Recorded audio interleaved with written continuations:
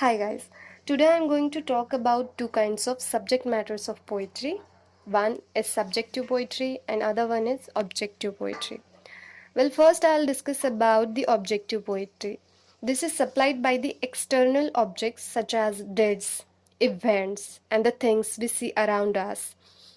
In short, this poetry is consist of whatever the external observation is done by the poet, means whatever he has seen or heard is described in his poem.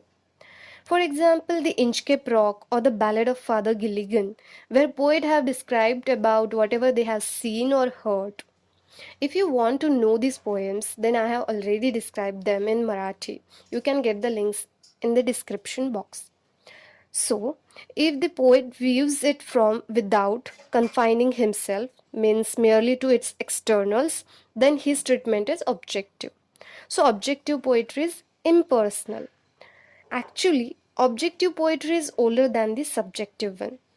People among whom the objective poetry is developed were more interested in what they saw or heard than in what they thought. They valued their experiences of their eyes and ears more than the experiences of their mind. So, mostly ballads and epics be the objective poetry. Now, coming to the subjective poetry, this one is supplied by the poet's own thoughts and feelings.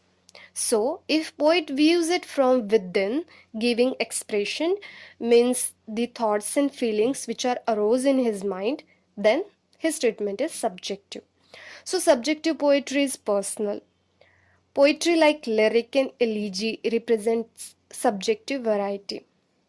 So, here is an example which will illustrate the difference between two ways of treatment of the same theme.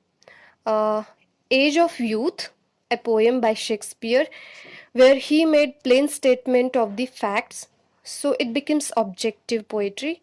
And Youth and Age, a poem by S.T. Coleridge, which is the expression of deep personal feelings aroused by that fact.